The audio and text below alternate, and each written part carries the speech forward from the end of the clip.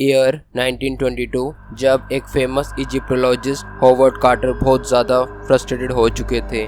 ठीक उससे एक महीने पहले कार्टर ने टेलीग्राफ लिखा था अपने एक फाइनेंसियर को, लॉर्ड कार्नावान को, ये बताने के लिए इजिप्शियन डेजर्ट की खुदाई करने जा रहे हैं और पता नहीं उसमें उनको कुछ मिल भी पाएगा या नहीं।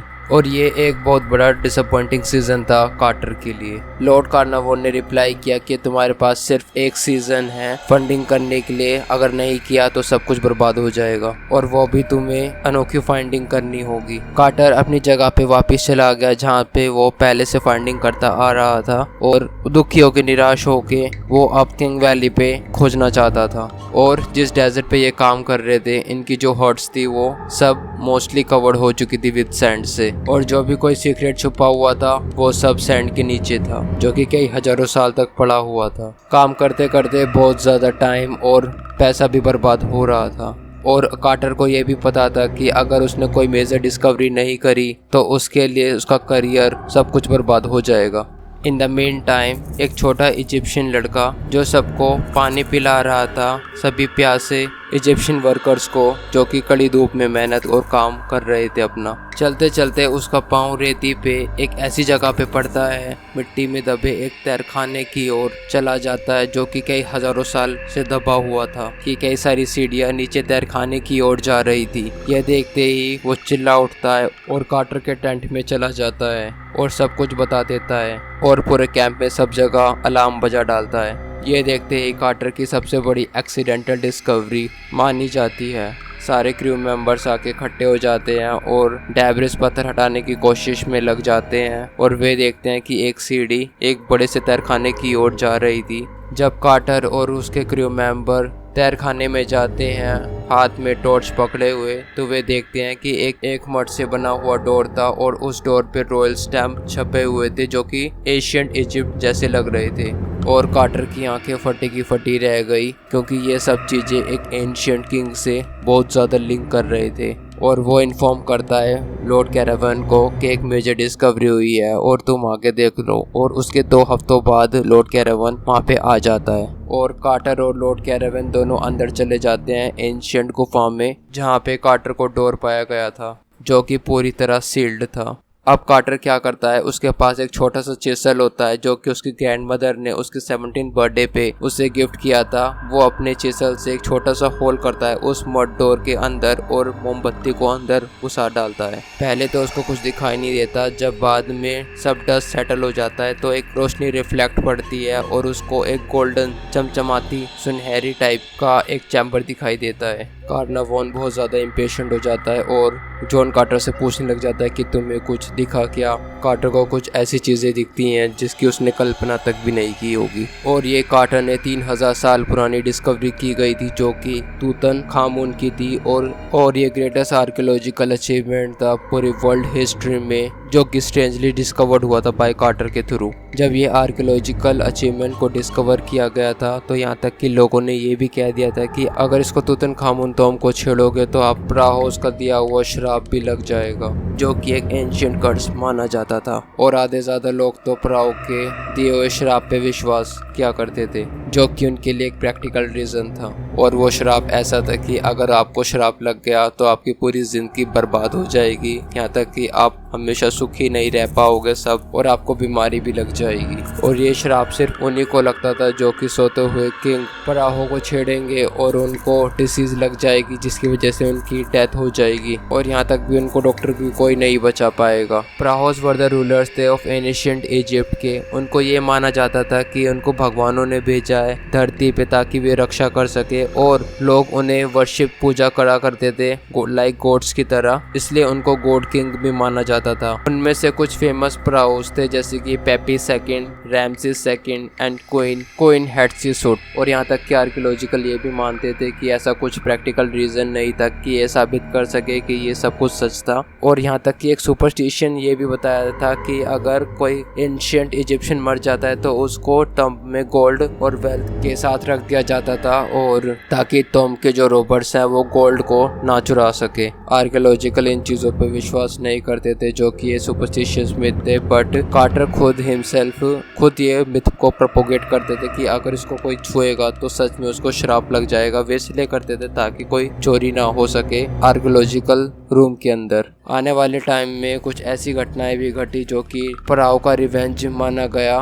कुछ ऐसे फेमस विक्टिम्स लोगों की डेथ हो गई थी जो कि इलनेस से रिलेटेड था, और न्यूज़ में लोगों ने उसको पराओ को श्राप बताते हुए मजबूर किया। जब पहली बार जॉर्ज कार्नारवॉन और लॉर्ड कार्टर ने फर्स्ट डिस्कवरी की थी, तब जो कि अपने आप में ही एक स्ट्रेंज थी, उन्होंने टॉम को खोला था और उस वक्त वहाँ पे एक मच्छर ने जॉर्ज कार्टर को बाइट कर लिया गया था, जिसकी वजह से कुछ महीने बाद जॉर्ज कार्टर ने अपने फेस पे शेव किया और गलती से रेजर उस मच्छर के बाइट पे लग गया, जिसकी वजह से इन्फेक्शन हो गया। जब डॉक्टर से इस बारे में पूछा गया तो उन्होंने बताया कि उनको ब्लड इन्फेक्शन हुआ था और साथ में निमोनिया बन गया था और वे मर चुके थे। और यहाँ तक कि प्रेस ने क्लेम किया कि जो श्राप था तूतनखामुन का वो लिंक कर दिया और तूतनखामुन का रिवेंज पूरा हुआ लॉर्ड कार्टर की डेथ से, जो कि बहुत बड़ा श्राप लग चुका था। लेकिन उनके दोस्तों ने ये भी बताया कि जो कि लॉर्ड कार्नारवॉन थे वो पहले से ही डिसीज के संपर्क में जल्दी आ जाते थे।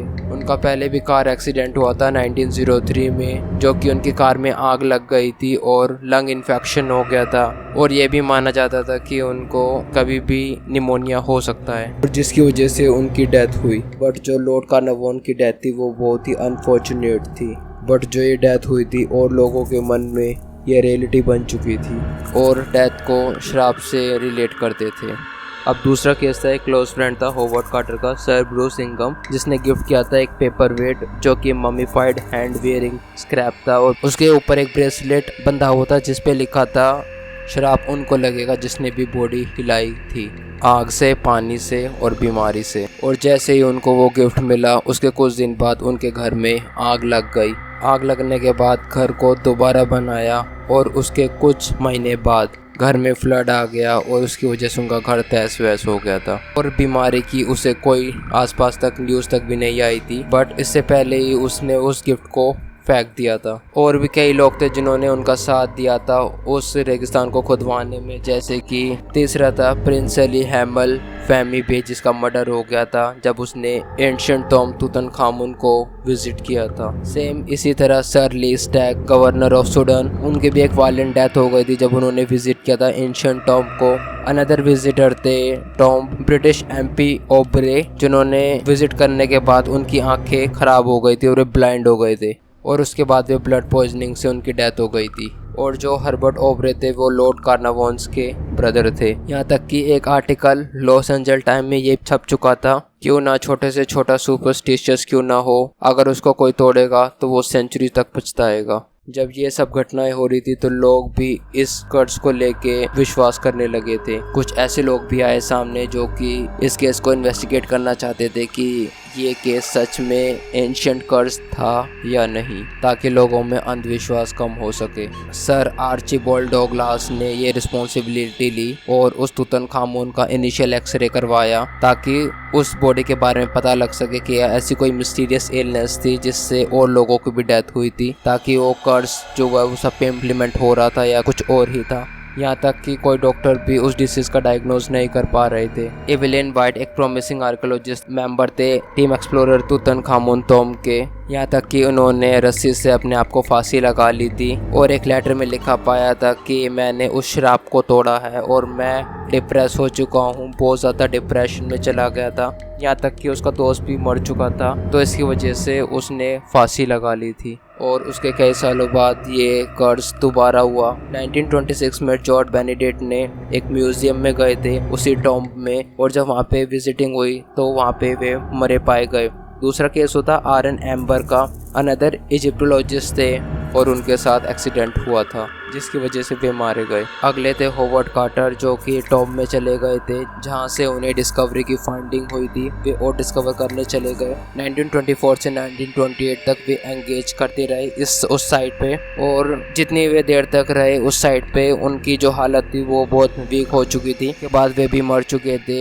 जब उनका टेस्ट किया गया तो पाया गया कि आर्सेनिक पॉइजनिंग हुई थी, सेम उसी हॉस्पिटल में जिसमें लॉर्ड कार्नावान की मौत हुई थी। ये सुनने में बहुत स्ट्रेंज था। होवर्ड कार्टर की 1 साल की डेथ के बाद जो उसका पर्सनल सेक्रेटरी था रिचर्ड बैडहेल, उसकी भी डेथ हो चुकी थी क्योंकि उसने उस टॉम को हाथ लगाया था खोलने में। इन्वेस्टिगेट किया गया तो पाया गया कि वो अपने बेड में मरा पाया था। और उसके कुछ महीने बाद जो रिचर्ड के फादर थे उन्होंने जंप कर लिया था अपने घर से 7th फ्लोर से, जिससे उनकी डेथ हो गई थी।